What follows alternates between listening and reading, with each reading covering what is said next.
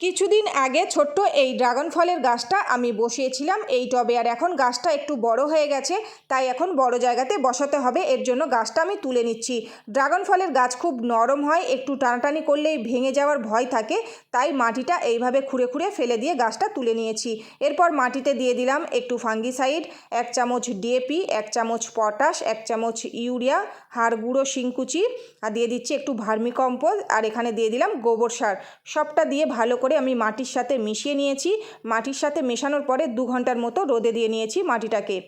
এরপর নিয়ে নিয়েছি বালতি, আর বালতিতে করে দিয়েছি ছিদ্র। এরপর দিয়ে দিচ্ছি কিছু নারকেলের ছোবড়ার টুকরো, তারপর দিয়ে দিলাম শুকনো পাতা, এরপর দিয়ে দিচ্ছি মাটি। তারপর আমি গাছটা এইভাবে মাঝখানে রেখে সাইড দিয়ে দিয়ে মাটি দিয়ে একদম ভরাট করে দেব। এরপর নিয়ে নিয়েছি 3টে লাঠি এইরকম, তো দেখো দুদিকে দুটো দিয়ে দিয়েছি গেঁথে। এরপর মাঝখানে একটা লাঠি এইভাবে দিয়ে ভালো করে বেঁধে দিচ্ছি। তাহলে কি হবে, গাছের ডালটা কিন্তু ঠিক থাকবে, গাছের ডালটা ভেঙে যাওয়ার কিন্তু কোনো ভয় থাকবে না। এরপর গাছে একদম বেশি করে জল দিয়ে দেব।